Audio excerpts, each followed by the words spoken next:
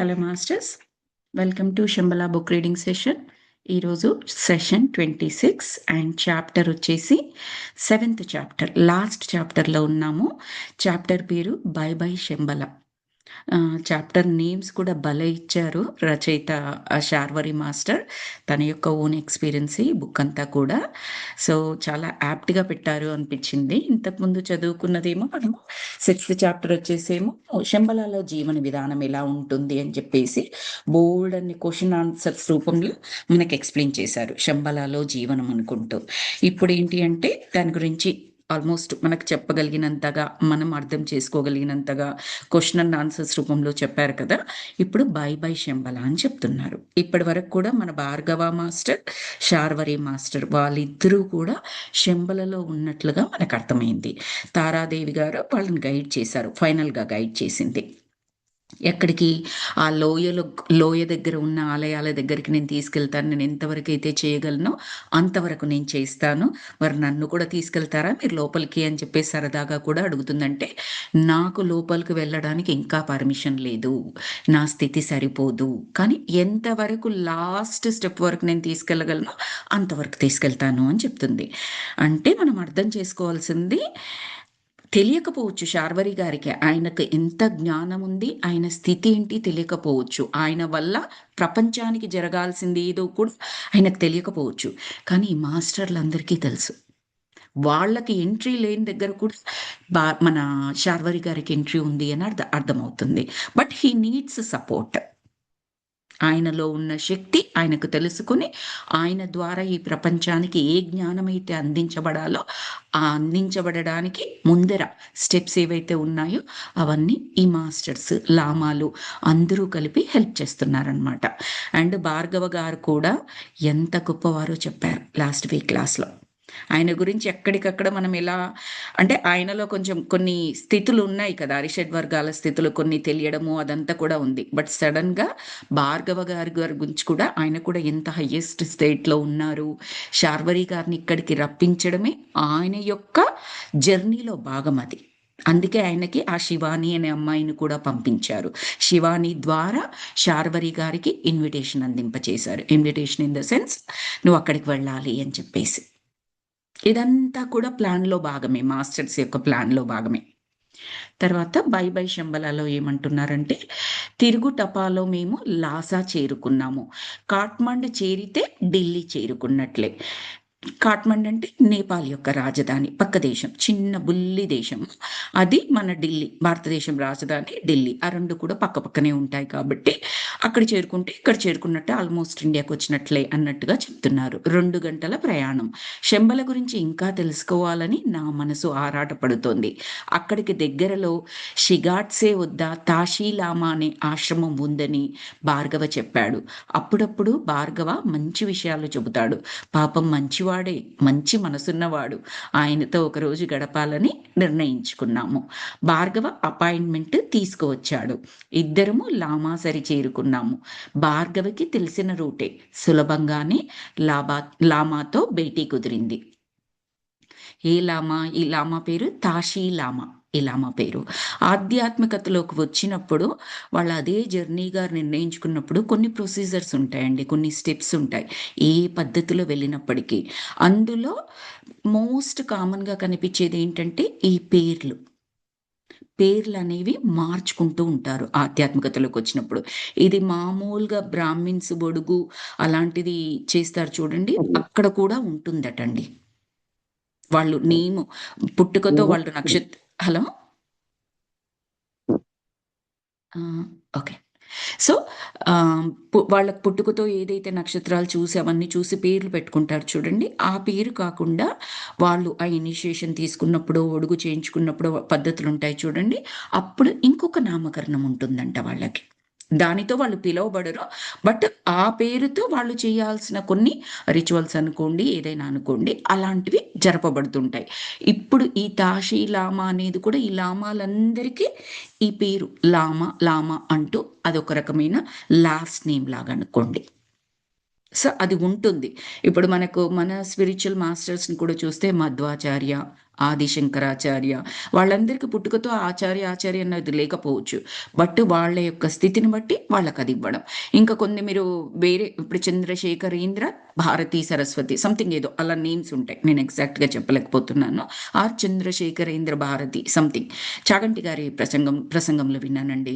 అవన్నీ కూడా వాళ్ళు ఆ ఇనిషియేషన్ తీసుకున్నప్పుడు అప్పుడు మార్చబడిన పేర్లంట. వాళ్ళ ఒరిజినల్ నామాలు వేరేగా ఉంటాయంట. సో, ఇక్కడ తాషీలామా అనేది కూడా అలాగే అనుకోవచ్చు మనం. ఆయనతో భేటీ కుదుర్చుకోవాలి అని చెప్పేసి అనుకున్నారు. ప్రశ్న. ప్రశ్న ఏంటి? మాస్టర్ లామా, మీరు బోధిసత్వులు కదా, జ్ఞాన సంపన్నులు. దయచేసి శంబల గురించి మీ అనుభవాలు చెప్పండి. శంబల గురించిన విషయాలు ఎవరు, ఏవి లోకానికి తెలియనివ్వరు. ఎందుచేత? ఇంకా ఈయనలో చాలా ప్రశ్నలు మిగిలిపోయాయి. అందుకని మళ్ళీ ఈ లామా దగ్గరికి చేరుకొని మళ్ళీ అడిగారు. ఎందుకు ప్రశ్నలు మిగిలిపోయాయి అడుగుతున్నారు అంటే, మనకింకా పూర్తి క్లారిటీ ఏమీ రాలేదు. చదువుకుంటున్నాం, అర్థం చేసుకుంటున్నాము. అంతవరకు వచ్చింది. కాకపోతే ఎన్నో ప్రశ్నలు మనం కూర్చుంటే మనకు కూడా వస్తాయి. అలాంటి ప్రశ్నల్ని, మోస్ట్ కామన్ ప్రశ్నల్ని అడిగి మనకు చెబుతున్నారనమాట. సో, ఇంకా కొన్ని మీ అనుభవాలు చెప్పండి. ఎందుకు శంబల గురించి బయటి లోకానికి ఎక్కువగా తెలియచేయనివ్వరు? మీ అనుభవాలు ఏమున్నాయి చెప్పండి. అలాగే నా ఈ ప్రశ్నకు కూడా సమాధానం చెప్పండి అని అడిగారు. అంటే కాలచక్రం ప్రసిద్ధి, దాని గురించి కూడా వివరంగా చెప్పండి. అది కూడా అడిగారనమాట కాలచక్రం గురించి. అంటే ఆయన ఆ తాషీ లామా అనే అతను, మీరు ఇండియా నుండి వచ్చారు గనక మీకు గౌతమ బుద్ధుని గురించి తెలిసే ఉంటుంది. కాలచక్రం గురించి తెలుసుకునే అర్హత మీకు ఉందని నా అభిప్రాయం. మీరంటే మా టిబెట్ బౌద్ధులకు చాలా ఇష్టం, చాలా ప్రేమ, గౌరవం కూడా. ఇండియా నుండి ఎవరు వచ్చినా కూడా బుద్ధుని వారసులు అని మేము నమ్ముతాం. అది మా నమ్మకం. ఇంతకాలం మాకు గర్వంగా ఉండేది బౌద్ధం శంబలలో సురక్షితంగా ఉంది అని. దాని పవిత్రతను, మౌలికతను కాపాడుతున్నామని. ఈ మధ్యే తెలిసింది టిబెట్టులోని బౌద్ధంలో బౌద్ధ ధర్మం తగ్గిపోయిందని. బౌద్ధంలో మంత్రాలు, తంత్రాలు ప్రవేశించాయి. ఇక్కడి బౌద్ధంలో ధర్మం కనిపించకుండా పోయి తంత్రం పైకొచ్చింది. తంత్రం అంటే ఏంటి? ఒక రకమైన రాజకీయం. అది వేరు. ఆ తంత్రం అనేది ఒక రకమైన రాజకీయం. అది పైకొచ్చింది. ధర్మం మెల్లమెల్లగా కిందికి జారిపోతోంది. బౌద్ధం పేర గారడీ విద్యలు మొదలయ్యాయి. మ్యాజిక్ షోస్ టైప్‌లో రకరకాలుగా. అసలు బౌద్ధం తిరిగి జన్మ భూమికి చేరుతోంది. ఈనాడు బుద్ధ గయకు ఉన్న ప్రాధాన్యం టిబెట్‌కు లేదు. లామాల ఉద్ధతి తగ్గిపోయింది. ఆయన బాధ చెప్పుకొస్తున్నారు. ఇక్కడ ఒకప్పుడు బౌద్ధ ధర్మము అంటే, అక్కడ మళ్ళీ అగైన్ ఇక్కడ బౌద్ధ ధర్మం అంటే అదొక మతము, ఆ విధంగా తీసుకోవడానికి లేదండి. వాళ్ళ పద్ధతులు, వాళ్ళ యొక్క ఏమని చెప్పాలి? ఆచరించే వాళ్ళ ధర్మము ఏదైతే ఉందో, వాళ్ళు ప్రచారం చేయాలనుకున్న ఆధ్యాత్మిక సూత్రాలు ఏవైతే ఉన్నాయో, జ్ఞానపరమైన సూత్రాలు. నాట్ కర్మ, క్రియ అట్లాంటివి కాదు. ఇవి ఇలాగే చేయాలి, అవి అలాగే చేయాలి, అలాంటి పద్ధతులు కాదివి. జ్ఞాన గుళికలు, జ్ఞాన సిద్ధాంతాలు. అవేదైతే బేస్ చేసుకుని ఉన్నారో, ఆ బేస్ మెల్లమెల్లగా కదిలిపోతోంది. ఆ ప్లేస్‌లోనే రకరకాలుగా వచ్చేస్తున్నాయి. మన శక్తి పీఠాలు ఇవన్నీ కూడా ఉన్నాయి కదండీ! అవి పరమ పవిత్ర స్థలాలండి. పేరే శక్తి పీఠం. అత్యధిక శక్తి ఉండే ప్లేస్‌లవి. అందుకే ఆ పేరొచ్చింది. వాటిని నడపడానికి ఈ రాజకీయాలు చేసి ఆ చైర్ సంపాదించి అలా కుదరదండి అది. ఇంపాసిబుల్. దానికి చాలా ఉంటుంది. ఆ శక్తి పీఠాలని అధిరోహించి అక్కడ ఉండి, నాయకత్వం అన్న పదం కరెక్ట్ కాదు. ఆ పరమ గురువులు ఎవరైతే ఉంటారో వారు దేనికైతే అవి వాళ్ళు పాటించాల్సిన పద్ధతులు కూడా చాలా కఠినంగా ఉంటాయండి. అందరూ చేయలేరు. అందులో కూడా ఒకప్పటితో పోలిస్తే ఈరోజు కొద్దో గొప్పో తేడాలు వచ్చాయి. చాలా భాగం వరకు చక్కగానే జరుగుతోంది. కానీ అందులో కూడా కొద్ది కొద్దిగా ఒరిజినల్‌గా మొదలుపెట్టినప్పుడు ఎలా ఉందో అలా ఉంది అని చెప్పలేము ఈరోజు. ప్రతి దాంట్లో ఇలాగే అజ్ఞానంతో అందులోకి ఎంటర్ అయ్యి సైన్స్‌ని కలిపేసి, సైన్స్‌ని అంటే అది చెడ్డది అని కాదు ఇక్కడ అర్థము. దాన్ని కలపాల్సిన విధంలో కలపకుండా మన యొక్క అజ్ఞానంతో ముడిపెట్టుకొని కలిపి ఇది సైన్స్ ద్వారా కరెక్ట్ కాదు అని చెప్పడము, రకరకాల రాజకీయాలు మళ్ళీ అక్కడ. వ్యక్తి ఈగో మాత్రమే పనిచేస్తుంది. అవన్నీ తంత్రాల కిందికి రావడమే అని చెప్పొచ్చు. ఆ మ్యాజిక్ షోస్ కిందనే రావడము అని చెప్పొచ్చు. మ్యాజిక్ షోస్ అంటే గారడి విద్యలు. సో, ఆయన ఆ బాధ చెప్తున్నారనమాట. అయితే మళ్ళీ మన శార్వరి గారు అడుగుతున్నారు, మాస్టర్ నిజంగా శంబల అనేది ఉందా? మీరు దర్శించారా? మీరు చెప్పండి. నిజం చెప్పండి అని చెప్పేసి అని అడిగారు. అంటే తాషీలామా కళ్ళు మూసుకొని చాలాసేపు ఆలోచించాడు.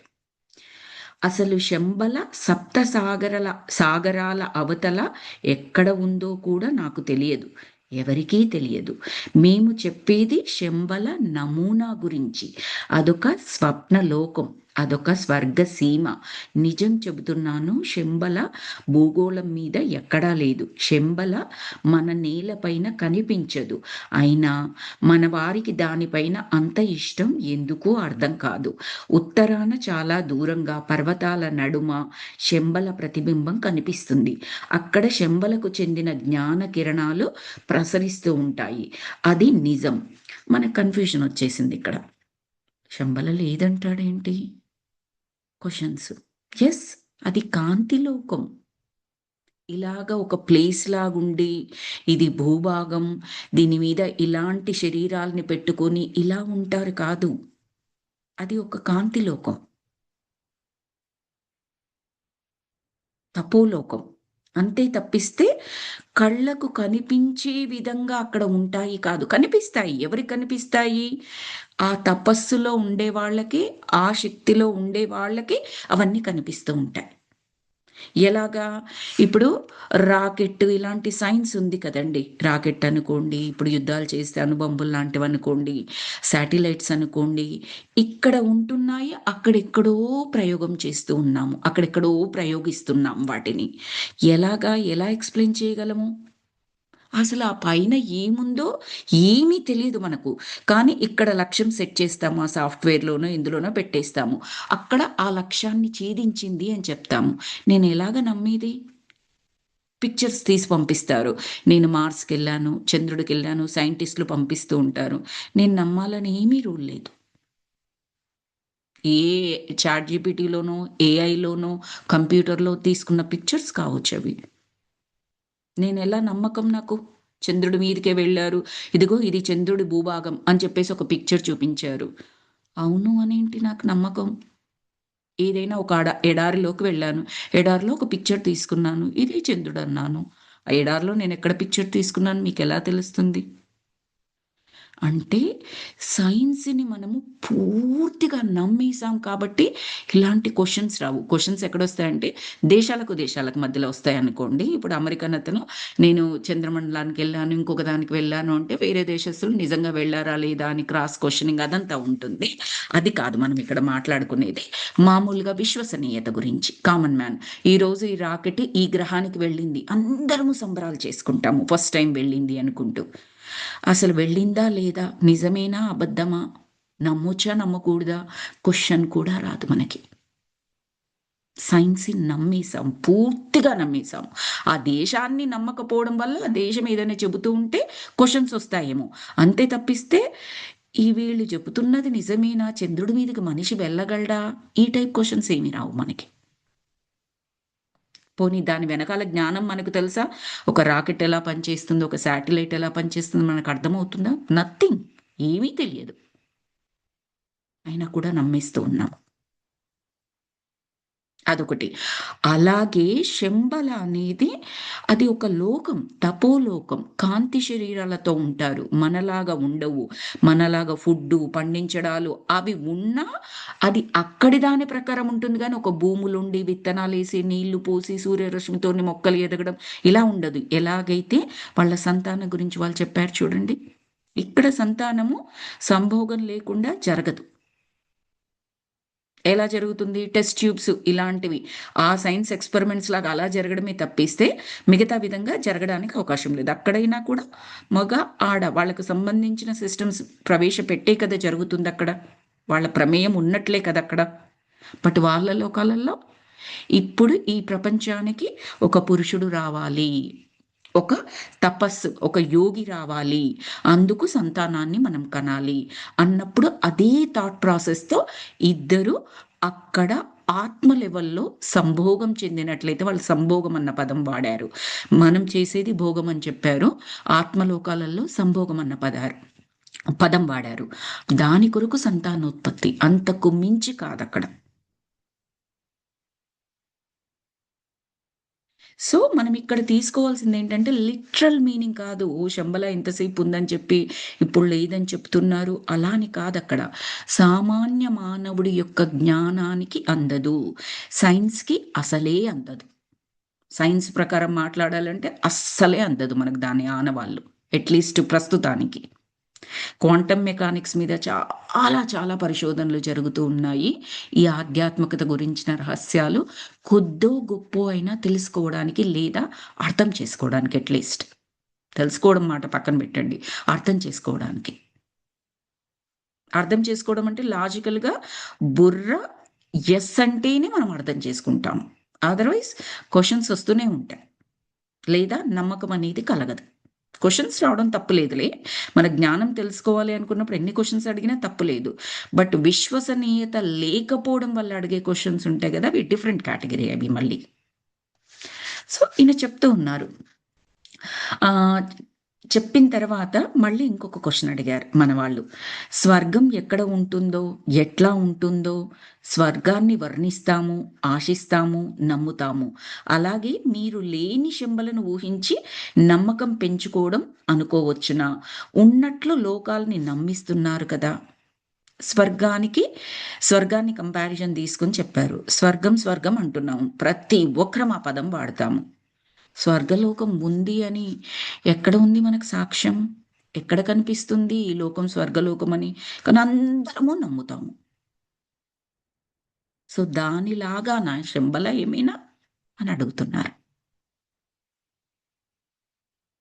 అంటే లామ ఏమంటున్నారంటే, మేము ఎవరిని రమ్మని పిలవలేదు. అందని స్వర్గాన్ని అరచేతికి అందించే ప్రయత్నము మేము చెయ్యము. శంబలని ఎవరికీ చూపించింది లేదు. కనుక శంబల గురించి ఎట్లా చెప్పగలను?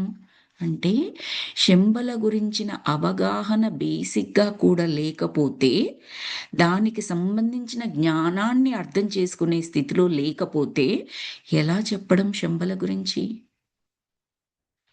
మెడిటేషన్‌కొచ్చిన తర్వాత కామన్‌గా అస్సలు ఈ ధ్యానము, జ్ఞానము, కనీసం భక్తి మార్గము ఇలాంటివి కూడా లేని వాళ్ళు ఫస్ట్ ఏమడుగుతారు అంటే క్వెషను, ధ్యానం చేస్తే క్యాన్సర్ లాంటి రోగాలు తగ్గుతాయటండి.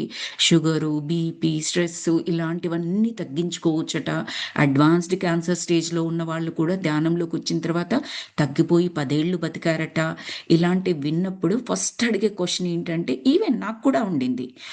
కళ్ళు మూసుకొని కూర్చుంటే క్యాన్సర్ ఎలా తగ్గుతది? పోనీ ఒక ఎక్సర్‌సైజ్ చేశావు, ఒక మంచి ఫుడ్ తీసుకున్నావు. ఇలాంటివి ఉన్నాయనుకోండి ఓకే. ఫుడ్ వల్ల క్యాన్సర్‌కి ప్రాబ్లమ్ అయిన రోగ కారకాలు ఏమున్నాయో అవి సరిగ్గా సరిగ్గా అవ్వడం మొదలుపెట్టే అందుకే మంచి జరిగింది. ఆరోగ్యం కుదిరింది. ఒప్పుకుంటాను. ఒ ఎక్సర్‌సైజ్ చేశాము. ఓకే. ఎక్సర్‌సైజ్ చేశాము. బ్యాడ్ కణాలు ఏవైతే ఉన్నాయో అవన్నీ పోయాయి. తిరిగి మళ్ళీ కొత్త కణాలు వృద్ధి చెందాయి. కాబట్టి క్యాన్సర్ తగ్గింది. అది ఒప్పుకుంటాను. కళ్ళు మూసుకొని కదలకుండా కూర్చుంటే ఫ్యాట్ పెరుగుతది ఒంట్లో. ఇంకా రోగాలు పెరుగుతాయి కానీ, ఎలా తగ్గుతాయి ఉన్న రోగాలు? దానికి మనకు స్పిరిచ్యువల్ రియాలిటీ అని ఒక వీడియో ఉంటుందండి. అది తెలుగులోనే ఉంది, ఇంగ్లీష్‌లోనూ ఉంది. Same spiritual reality multiple times share చేస్తూ ఉంటాం మనం మన మెడిటేషన్ గ్రూప్స్‌లో. అందులో వివరిస్తారనమాట. చాలా చాలా క్లియర్‌గా వివరిస్తారు. నాకు కూడా ఫస్ట్ టైమ్ అక్కడే తెలిసింది. ఆ వీడియో చూసినప్పుడే. ఏంటి లోపల కణాలు ఏ విధంగా ఉంటాయి? ఏదైనా ప్రాబ్లమ్ వచ్చినప్పుడు కణాల పరిస్థితి ఏ విధంగా ఉంటుంది? అసలు ఆ కణాలకు కావాల్సింది ఏమిటి? అది మిస్ అవ్వడం వల్ల, ఆ గ్యాప్స్ వల్ల బ్లాక్స్ రావడం. ఆ బ్లాక్స్ వల్ల రోగాలు ఏర్పడ్డం. అది ఏదైతే ఇస్తే ఆ కణము మామూలు కణంగా మారుతుంది. అది ఏంటి? విశ్వశక్తి సింపుల్. కణాలు ఆరోగ్యకరంగా ఉండడానికి, ఉండకపోవడానికి సింపుల్ కారణం ఏంటంటే విశ్వశక్తి. దానికి సరిపోను అందినప్పుడు ఆరోగ్యకరంగా ఉంటుంది. సరిపోను అందనప్పుడు మెల్లమెల్లగా గ్యాప్స్ ఏర్పడి అవి బ్లాక్స్. బ్లాక్స్ అంటే ఏమని చెప్పాలి? అడ్డు, అడ్డు అనుకోండి. అడ్డుగోడల్లాగా. అవేమైపోతాయి? రోగాల రూపంలో బయటికి కనపడతాయి. లేకపోతే మనకర్థం కాదు. ఇది సైన్స్ పరంగా. బయటికి ఆ రోగంగా కనిపించింది. అప్పుడు డాక్టర్ దగ్గరికెళ్తాము. ఆయన చూస్తాడు. ఆయన సైన్స్ ప్రకారం ఆయన ఏం చేస్తాడు? ఆయన చేస్తాడు. మరి ఆధ్యాత్మికతలో ఏంటి? ఓకే. నేను తీసుకుంటున్న విశ్వశక్తి నాకు సరిపోవడం లేదు. కళ్ళు మూసుకుంటాను. ఇంద్రియాలని కంట్రోల్ చేయడమని కాదు, కాసేపు కట్టిపెట్టుకుంటాను. అప్పుడేమవుతుంది? ఇంద్రియాల ద్వారా నేను తీసుకున్న విశ్వశక్తి ఖర్చు కావడం తగ్గిపోతుంది. అంటే ఏ విశ్వశక్తిని పెంచే మార్గం చేస్తున్నా. ఖర్చు తగ్గిస్తున్నా, పెంచే మార్గం చేస్తున్నా. ఆ కణానికి అనారోగ్యకరమైన కణానికి కావాల్సిందేంటి? విశ్వశక్తి. ఒకటి ఖర్చు తగ్గించి, రెండోది విశ్వశక్తిని పెంచుకునే మార్గము. ఖర్చెలా తగ్గిస్తున్నాను? ఇంద్రియాలను కంట్రోల్ చేయడం అంటే కళ్ళు మూసుకున్నాను. కాళ్ళు, చేతులు ఒక దగ్గర హాయిగా కూర్చున్నాను కదలపకుండా. చెవులు మూసుకున్నట్లే. మనం ఎందుకంటే శ్వాస మీద ధ్యాస పెడుతున్నాము. ఆటోమేటిక్‌గా ఏమవుతుంది? పక్కన ఉన్నయి వినిపించకుండా ఉంటాయి మనకి. ఎంత ఎక్కువగా ఫోకస్ పెడితే. అంటే అవి ఇవి చెత్తా చెదారాలు చెవులకు వినపడవు. కళ్ళ ద్వారా మనం కళ్ళు మూసుకుంటున్నాం కాబట్టి కనపడవు. ఇవన్నీ కూడా శక్తిని నిర్వీర్యం చేసేవి. అక్కరొచ్చేవి, అక్కర రానివి వినడం ద్వారా శక్తి నిర్వీర్యం అయిపోతుంది. ఎందుకంటే ఒకటి విన్నాను, మైండ్ ఆటోమేటిక్‌గా ఆలోచించేస్తది. ఆలోచన కొంత శక్తి ఖర్చు. వెంటనే దాని మీద ఏదో తీర్పులు చెప్పేస్తాను, మాటలు మాట్లాడేస్తాను. ఇంకొద్దిగా శక్తి ఖర్చు. సో, ఆ ఖర్చంతా తగ్గిస్తున్నాం ఒక దగ్గర కూర్చోవడం ద్వారా. ఫస్ట్ బెనిఫిట్ అది మెడిటేషన్‌లో. తరువాత శ్వాస మీద ధ్యాస పెట్టి లేదా మీరు బ్లాంక్ స్టేట్‌లో ఎంత ఎక్కువగా ఉండగలిగితే ఇంకా అంత సంపద, అంత శక్తి సంపద మనకి. జస్ట్ లైక్ బయట మనం మనీ సంపాదించుకున్నట్టే. ఒకవైపు సంపాదన పెరుగుతూ, ఇంకోవైపు అనవసరమైన ఖర్చులు తగ్గించామనుకోండి, ఎంత సంపద పెరుగుతుందండి మనకి? సో, 2 రకాలుగొచ్చింది. సంపాదించడం ద్వారా, అనవసరమైన ఖర్చుని ఆపడం ద్వారా. రెండింటి ద్వారా మన బ్యాంక్ బ్యాలెన్స్ పెరుగుతూ ఉంటది. అదే ఇక్కడ గూడా జరుగుతుంది. సో, కణాలకి కావలసిన శక్తి అందించబడుతుంది. ఆటోమేటిక్‌గా అది ఆరోగ్యకరంగా మారిపోతుంది. బికాజ్ దానికి కావాల్సిందది. అప్పులు ఉంటే మనం కేవలం ఖర్చులు తగ్గించుకుంటే కొద్ది వరకు అప్పులు తీర్చగలం. కానీ సంపాదన కూడా పెంచుకుంటే ఇంకా ఎక్కువగా తీర్చగలం. మరింత ఫాస్ట్‌గా అప్పు నుంచి బయటపడగలం. ఇది కూడా ఎగ్జాక్ట్‌లీ అంతే. శక్తి సూత్రాలు. మరి అవేవి అర్థం చేసుకోకుండా సింపుల్‌గా కళ్ళు మూసుకుంటే క్యాన్సర్ నుంచి ఎలా బయటపడతామండి అని అడిగారనుకోండి, ఎంత చదువు చెప్పాలా ఆయనకు కూర్చోబెట్టి మనం? ఫస్ట్ ఈ స్పిరిచ్యువల్ రియాలిటీ వీడియో చూపిచ్చాలా? అర్థమయ్యేటట్టు మనం చెప్పగలగాలా? విశ్వసనీయత కలిగించాలా? కళ్ళు మూసుకుంటే రోగాలు మనం తగ్గించుకోవచ్చు. ఆ తర్వాత జ్ఞాన మార్గంలో కూడా ఇదిగో ఇది జ్ఞానం. ఇక్కడ ఇది జరుగుతుంది. అందుకే మనం ఇందులో నుంచి ఈ ప్రాబ్లమ్ నుంచి బయటపడగలము. ఇప్పుడు ఒక రిలేషనల్ ఇష్యూ ఉంది. ధ్యానం చేస్తే రిలేషనల్ ఇష్యూ ఎలా ఎలా బయటపడతామండి? అవతల కోపిష్టి భర్త అనుకుందాము. ప్రతిదానికి అయిన దానికి, కాని దానికి తిట్టడమో, కొట్టడమో ఏదో చేస్తుండు అనుకుందాం. ధ్యానం చేస్తూ ఉంటే ఒళ్ళు మండిపోతది. పని కూడా చేయకుండా కూర్చున్నామని ఇంకా 4 తగిలిస్తాడు కదా! ప్రాబ్లమ్ పెరిగిపోద్ది గదా! తగ్గదు కదా! ఎలాగా ఎక్స్‌ప్లెయిన్ చేయగలమా మనం? ఎక్స్‌ప్లెయిన్ చేయాలి అంటే ధ్యానం గురించి చెప్పి, జ్ఞానం గురించి చెప్పి, ఆ జ్ఞానంలో మనల్ని మనం తెలుసుకుంటూ ఉంటాము. మన సోల్ ప్లాన్ కానీ, మనం పేషెన్స్ పెంచుకోవడానికి ఇలాంటి వ్యక్తిని భర్తగా తీసుకున్నాము. పేషెన్స్ పెంచుకోవాలి, జ్ఞానాన్ని పెంచుకోవాలి.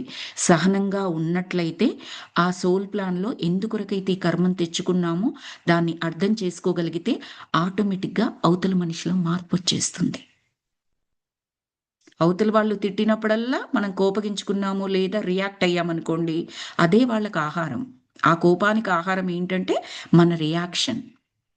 మనం రియాక్షన్ ఇవ్వలేదనుకోండి, సహనంగా ఊరుకున్నామనుకోండి, ఆ కోపానికి ఆహారం అందదు. ఆహారం అందకపోతే ఏమవుతుంది? కోపం మెల్లమెల్లగా చచ్చిపోతుంది కోపం అవతల వారిలో. సింపుల్. అవతల వారి అరిషడ్ వర్గాల్ని తగ్గించడానికి ఉపయోగించే మార్గం మందు ఏంటంటే మన రియాక్షన్ తగ్గించడం. మరి క్వైట్‌గా ఉండాలండి. నేను రియాక్షన్ తగ్గించమంటున్నాను. యాక్షన్ చేయొద్దని చెప్పట్లేదు. రెస్పాన్స్ ఇవ్వొద్దని చెప్పట్లేదు. Silence is most valuable response so many times. That is the చాలా ప్రొఫౌండ్ రెస్పాన్స్ అని చెప్తారు. సో, మాట మాట్లాడకుండా రెస్పాన్స్ ఇచ్చాం మనం అక్కడ. Reaction is never good. Response is good. Action is good. జ్ఞానపూరితమైన ఆన్సర్ ఈజ్ గుడ్. అవన్నీ చెయ్యొచ్చు. మరి రిలేషనల్ ప్రాబ్లం తగ్గించుకుంటామా లేదా? ఎలా వచ్చిందిది? కళ్ళు మూసుకొని కూర్చోవడం ద్వారా సహనము ఇవన్నీ వచ్చాయి. జ్ఞానాన్ని వింటూ ఉండడం ద్వారా నేను ఇలా బిహేవ్ చేయాలి. నేను వెంటనే రియాక్ట్ అయిపోకూడదు అని తెలిసింది. సో, అది. ఇప్పుడు ఈ మాస్టర్ ఏమంటున్నారు, లామా ఏమంటున్నారు అంటే, ఎలా చెప్పగలను శంబల గురించి? చాలా ఎనర్జీ డిఫరెన్స్ ఉంది. శంబల గురించి తెలుసుకోవాలి అని అనుకోగానే సరిపోదు. మినిమమ్ మనకు శక్తి ఉండాలి దాన్ని అర్థం చేసుకోవడానికి. ఆ జ్ఞాన సంపద ఉండాలి. మినిమమ్. ఏ భక్తి మార్గంలోనూ, ధ్యాన మార్గంలోనూ, జ్ఞాన మార్గంలోనూ అది కాస్తైనా సంపాదిస్తే, విశ్వసనీయత పెరిగితే, అప్పుడు చెప్పేదానికి కొద్దిగానైనా అర్థం చేసుకోగలం మనం. తర్వాత మళ్ళీ ప్రశ్న మళ్ళీ మన వాళ్ళు అడుగుతున్నారు. శంబల గొప్పదనం గురించి, వైశిష్ట్యం గురించి మేము చాలా విన్నాము. అది ఉన్నది అని మా విశ్వాసం. భూమిపైన నకిలీ స్వర్గం ఉండవచ్చు కదా! మీ వంటి గొప్ప లామాలు, ప్రాజ్ఞులైన వారు లోగడ శంబల దర్శించిన కథలు, గాథలు ఉన్నాయి. మాస్టర్ మైత్రేయ, మాస్టర్ మౌర్య వీళ్ళందరి పేర్లు ఒకప్పుడొచ్చాయి మాస్టర్స్ ఈ శంబల బుక్‌లోనే. Master Maitreya, master Morya, Kuthumi, Djwal Khul, Saint Germain వీరందరి పేర్లు వింటున్నాము.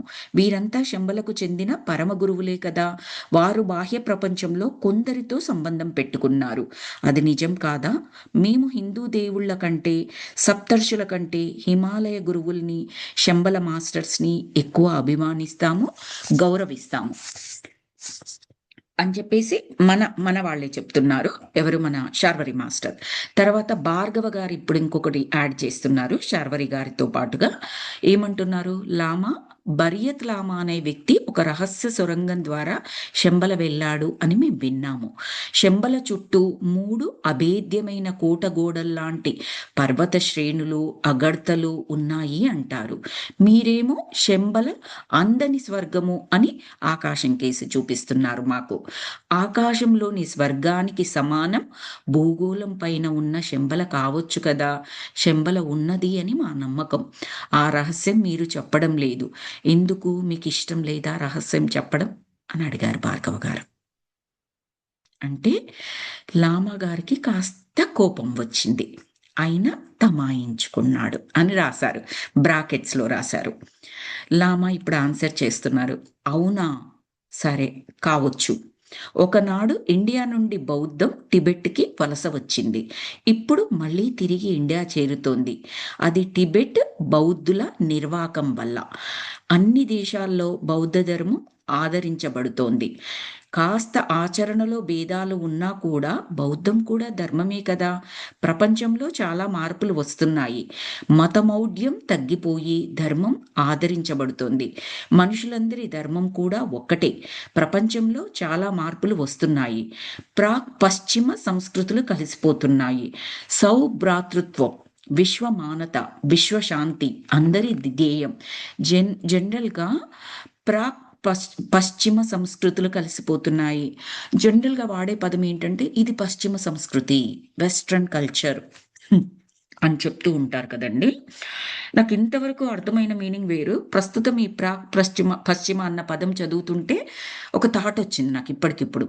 ఏంటి అంటే తూర్పు సంస్కృతి, పశ్చిమ సంస్కృతి అని పదాలు వాడేటప్పుడు జనరల్‌గా తూర్పు సంస్కృతి అనగానే సాంప్రదాయబద్ధమైంది, ధర్మబద్ధమైంది. వాటికి ఒక వెయిటేజ్ ఉంది అన్నట్లుగా అనుకుంటూ ఉంటాము. పశ్చిమ సంస్కృతి, వెస్టర్న్ పోకడ అనగానే నిలకడ లేనిది అర్థం పర్థం లేనిది, ఒక బేస్ లేనిది, ఆధారం లేనిది అన్నట్లుగా మాట్లాడతాం నార్మల్ పదాలలో. ఎందుకలా వచ్చింది అనేది నాకు ఈ ప్రాక్ పశ్చిమ చదువుతూ ఉంటే బ్రెయిన్‌లో థాట్స్ తిరుగుతూ ఉన్నాయి నాకు. ఇంతవరకు ఎప్పుడు జరగలేదు. ఇప్పుడే నాకొచ్చిన ఆలోచన. తూర్పు అంటే ఏంటి? ఏ దేశంలోనైనా సూర్యుడు ఉదయిస్తాడు. రైజింగ్. పశ్చిమ అంటే ఏంటి? అస్తమించడం. Getting down. డౌన్. అంతే కదా! సాయంత్రం అయ్యేటప్పటికి మనలో ఉన్న ఎనర్జీ తగ్గిపోతుంది. డౌన్ అయిపోతూ ఉంటుంది. సో, రైజింగ్ అప్, డౌన్ లాగా బహుశా అందుకే ఆ పదాలు వాడతారా అన్నట్టుగా నాకనిపించింది ఇది చదువుతుంటే. పశ్చిమ సంస్కృతి అంటే ఓన్లీ పశ్చిమ దేశాల్లో ఉండే సంస్కృతి అని మాత్రమే కాదు. దిగజారిపోవడం, దిగిపోవడం ఇలా రకరకాల పదాలు. తూర్పు అంటే ఉదయించడం, పైకి వెళ్ళడం, గ్రో అవ్వడం. అన్నట్టుగా అనిపించి మీతో షేర్ చేసుకుంటున్నాను. ఇంతవరకు నాకున్న అభిప్రాయం కూడా పశ్చిమ దేశాలంటే పశ్చిమం సైడ్ ఉన్న దేశాలు అని నేను అర్థం చేసుకున్నది. I might be wrong but నాకు వచ్చిన ఆలోచనని షేర్ చేసుకున్నాను మాస్టర్స్. సో, అది చెప్తున్నారు. ప్రాక్ పశ్చిమ సంస్కృతులు కలిసిపోతున్నాయి. సౌభ్రాతృత్వం, విశ్వ మానవత, విశ్వశాంతి అందరి ధ్యేయం. మాకంటే మీకే శంబల గురించి తెలుసు అంటే రిగ్డెన్ జైపో మైత్రేయ ప్రజ్ఞ అందరిలో పనిచేస్తోందని అనిపిస్తుంది. శంబల కిరణాలు దశ దిశలా వ్యాపిస్తున్నాయి. రిగ్డెన్ అందరినీ గమనిస్తూ మానవత్వానికి మెరుగులు దిద్దుతున్నాడు. అది మైత్రేయం. ప్రపంచంలో ఎక్కడ ఏ మార్పు వచ్చినా అది శంబలలో నమోదవుతుంది. అంటే అర్థం ఏంటి? శంబల ఉందంటున్నారా? లేదంటున్నారా? చెప్పకనే చెప్పారు. శంబలలో నమోదవుతుంది. శంబలే లేనప్పుడు శంబలలో నమోదవడం అన్న పదమేంటి? మీనింగ్‌లెస్. సో, ఇక్కడ లామా ఏం చెప్తున్నారంటే, ఆయన బాధ ఏంటంటే, ఒకప్పుడు ధర్మం అనేది, బౌద్ధం అనేది ఒక మతం కాదు. ధర్మం అనేది ఏ విధంగా ఉంది, ఎలా బీటలు పారిపోతుంది. అది ఒక దేశం నుంచి ఇంకొక దేశానికి వెళితే ఇది మాది. అది కాదు. ఇట్స్ ఎ ధర్మ. ఎవ్రీబడీస్. ఒక కంట్రీకి సంబంధించింది కాదు. ఒక ప్లేస్‌కి సంబంధించింది కాదు. ఏ పదాలు వాడారిక్కడ? సౌభ్రాతృత్వం, విశ్వ మానవత, విశ్వశాంతి, విశ్వం, యూనివర్స్. సో, శంబల శంబలలో ఉన్నవారు కోరుకునేవేంటంటే ఇవి. దానికి ఈ మాస్టర్స్ మైత్రేయ గారు కానివ్వండి, మౌర్య గారు కానివ్వండి, కుత్హోమి ఇంకా ఎవరెవరి పేర్లైతే చదువుకున్నామో ఆ మాస్టర్స్ అందరూ వాటి గురించి వాళ్ళ తాపత్రయం. కానీ మధ్యలో బీటలు పారిపోయింది అని చెప్పారు కదా! రకరకాల తంత్రాలు ఏర్పడ్డాయి, విన్యాసాలు ఏర్పడ్డాయి. ఏంటి గారడీ విద్యలు అని చెప్పారు. తర్వాత మైత్రేయ అన్నది ఒక భావన. మైత్రేయ మాస్టర్ అన్నారు కదా! మైత్రి అంటే ఏంటండి? స్నేహం. సో, మైత్రేయ అన్నది ఒక భావన. ఎవరైనా అందుకోవచ్చు. యోగ్యులైన వారందరికీ మైత్రేయ సహాయం అందుతుంది. మైత్రేయ నుండి ప్రసరించే కాంతి అజ్ఞానాన్ని తొలగిస్తుంది. సన్మార్గంలో పయనించే వారికి అన్ని సదుపాయాలు కలుగుతూ ఉంటాయి. నష్టం, కష్టం ఉండవు.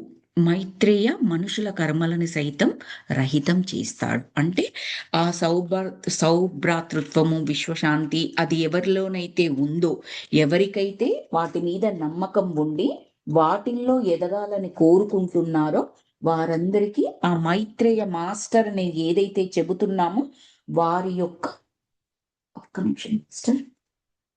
వారి యొక్క సహకారం అందుతుంది. అని చెప్పేసి చెప్తున్నారు. అది ఒక భావన. నీలో జ్ఞానం తెలుసుకోవాలి అన్న కోరిక కలిగిందనుకోండి, దానికి సంబంధించి మాస్టర్స్ మనకు హెల్ప్ చేస్తారు అని మనం అనుకున్నాం కదా! ధ్యానం చెయ్యాలి, చెయ్యాలి అని అనుకుంటూ ఉన్నాము. కానీ మార్గం ఏమీ తెలియడం లేదు. మనకు ఆ యూనివర్స్ సహాయం చేస్తుంది. ఎక్కడి నుంచో ఒక ఫ్రెండ్ వస్తాడు. "అరే! పలానా క్లాస్ గురించి నా గ్రూప్‌లో వచ్చింది. నువ్వు అంటూ ఉన్నావు కదా! ధ్యానం చేయాలని ఉపయోగపడుతుందేమో చెక్ చేసుకో."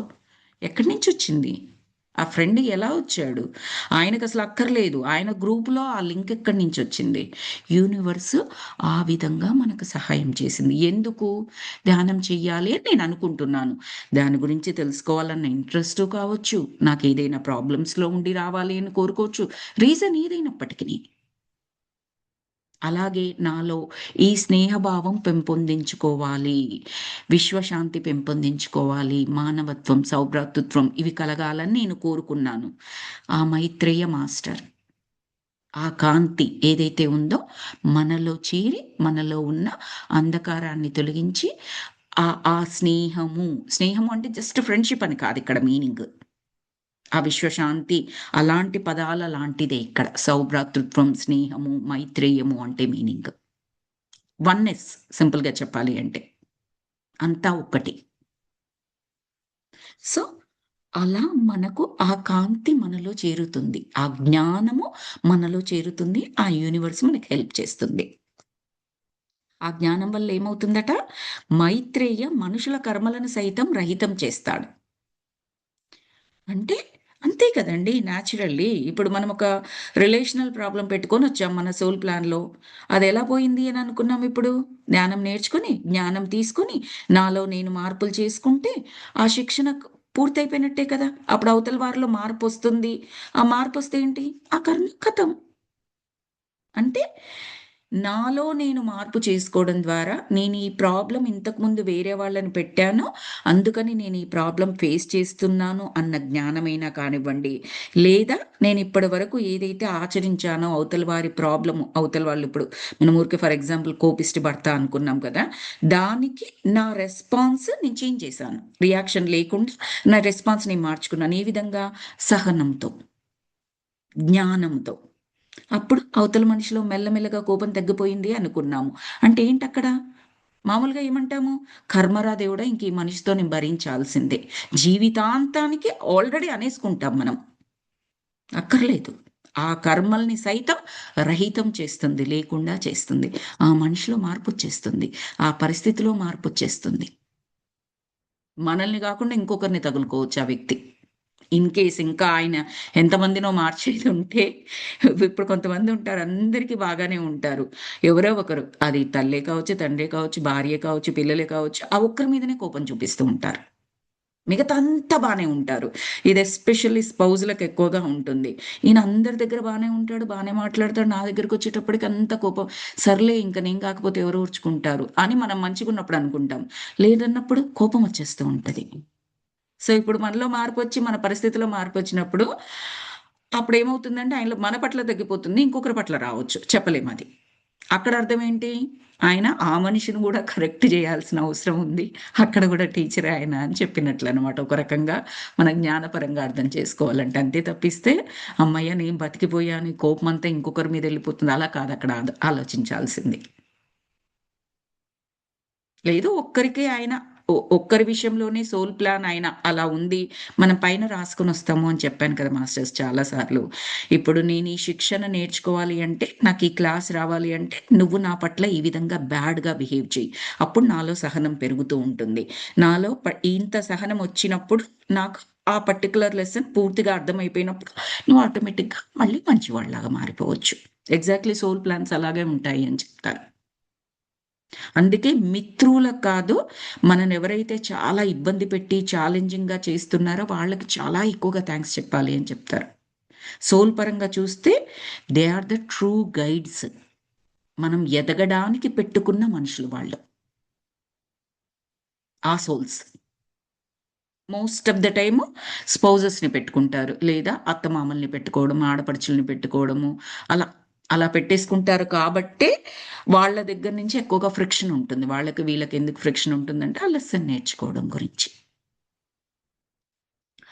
ఆహ్, సో హ్మ్. మైత్రేయ గురించి చదువుకున్నాం కదా! మనుషుల కర్మల్ని సైతం రహితం చేస్తాడు. తర్వాత నెక్స్ట్ ప్రశ్న. మహాత్మా మీరు మైత్రేయ పక్షాన ఆయన ప్రమోటర్‌గా మాట్లాడుతూ ఉన్నారు అని అడిగారు. అంటే లామా చెప్తున్నారు, ఇక్కడ నేను ఎవరి పేరు ఉచ్చరించకూడదు. పేర్లు కాదండి ముఖ్యం. శంబల ఎంత రహస్యమో కాలచక్రం కూడా అంతే రహస్యం. పరమ గురువుల విషయాలు అంతే రహస్యం. తెలిసినా ఎవ్వరు ఏమీ చెప్పరు. ఇక్కడ భావన ముఖ్యం. ఇది భావనా ప్రపంచం. ఎగ్జాక్ట్‌లీ. భావనా ప్రపంచం. భావ వ్యక్తీకరణకు శబ్దము అవసరం లేదు. టెలిపతి.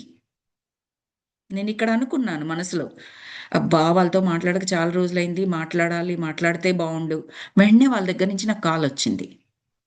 భావన నేను చేసిందిక్కడ. నేనేమి వాళ్ళకి గట్టిగా అరిచి నాకు ఫోను చేయండి అని చెప్పలేదు. ఏ మెసేజు ఇవ్వలేదు. ఆలోచన మాత్రమే చేశాను. బట్ ఫ్రీక్వెన్సీ మ్యాచ్ అవ్వడం వల్ల ఏం చేస్తుంది అంటే, నేను చేసిన ఆలోచన అక్కడ అదే ఫ్రీక్వెన్సీలో ఉన్న వాళ్ళకి అర్థమైపోయి టెలిపతిక్ కమ్యూనికేషన్ అంటాం దీన్ని. సో, ఆ విధంగా ఎలాగైతే అది భావనా ప్రపంచమే.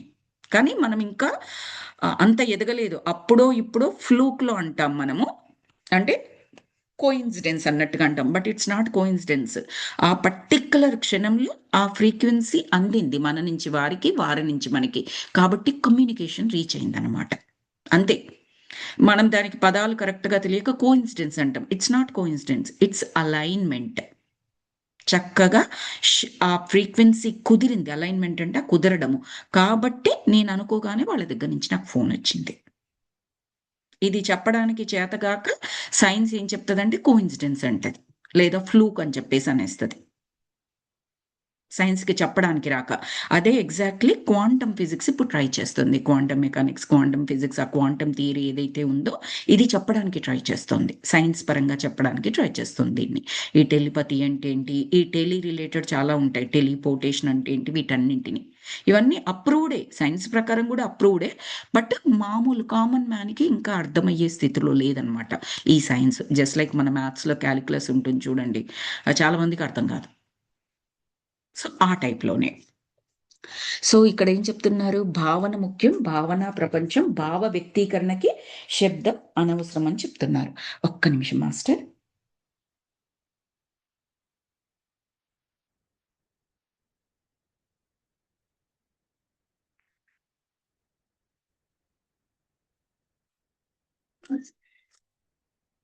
హ్మ్. భావ వ్యక్తీకరణకి శబ్దం అనవసరం. శబ్దం ద్వారా మీ భావాలు గాలిలో సంచరిస్తాయి. శబ్ద కాలుష్యం లేకుండా శబ్దాలు నిశ్శబ్దంలో ప్రసరిస్తాయి. భావాలు నిశ్శబ్దంగా శూన్యంలో ప్రసారం అవుతుంటాయి. ఎగ్జాక్ట్‌లీ. మంచి పాయింట్ చెప్పారిక్కడ. ఇంతకుముందు మనం అనుకున్నాము. అవతల వ్యక్తి మనల్ని ఇష్టం వచ్చినప్పుడు ఇష్టం వచ్చినట్లుగా తిట్టినప్పుడు, కోప్పడ్డప్పుడు, కొట్టినప్పుడు మనము రెసిస్ట్ చేస్తే లేని మార్పు అంటే మనం ఎదురుపడి ఫైట్ చేయడం కానీ, మాటలతో బాధను వ్యక్తీకరించడం గానీ, కోపాన్ని వ్యక్తీకరించడం గానీ చేసినప్పుడు మార్పు లేదు. అలాంటిది నేను కామ్‌గా కూర్చుంటే ఇంకా ఎక్కువగా ఇదైపోతుంది కదా! వాళ్ళలో శాడిజం లేదా కోపం ఏదైతే అది. బేసిక్ క్వెషనే కదండీ మనందరికీ. అందరికీ ఉంటుంది. ఇంకా ఎక్కువ అడ్వాంటేజ్ తీసుకుంటారు. కాస్త నేను ఎదురు తిరిగి ఫైట్ చేస్తే కొంచెమైనా బెటర్ ఉంటారేమో. సైలెంట్‌గా కూర్చుంటే ఇంకా ఎక్కువవుతుందేమో. ఈ థాట్ ప్రాసెస్ మనలో ఉంది. కాబట్టి ఎక్కువవుతది. ఈ థాట్ ప్రాసెస్ లేకుండా ఆయన బిహేవియర్‌కి నా మౌనం సమాధానం. నా యొక్క జ్ఞానపూరితమైన ఆలోచనలు సమాధానం అన్న భావనతో నేనుంటే, ఈ భావన ఏమని చెప్పాడు? శబ్ద కాలుష్యం లేకుండా అంటే నేనెలాంటి పదాలు వాడనవసరం లేకుండా నిశ్శబ్దంలో ప్రసరించేవి, గాలిలో సంచరించేవి, శూన్యంలో ప్రసారం అవుతూ ఉంటాయి. అంటే ప్రసారం అవుతూ ఉండడం అంటే కమ్యూనికేషన్ చేరిపోతుంది అతనికి. మాటలతో చేరలేనిది నిశ్శబ్దంలో నా భావరూపమైనవి అతనికి చేరవేయబడతాయి. సరే వెంటనే చేరువేయబడుతుందా? ఈరోజు నేను ధ్యానంలో కూర్చున్నాను. వెంటనే ఆయనలో మార్పొస్తుందా? లేదు. మన ఫ్రీక్వెన్సీ మారాలి కదండీ! ఈ థియరీ కాదు. నేను ధ్యానంలో కూర్చున్నాను ఆయనలో మార్పు రావాలంటే. It is practical.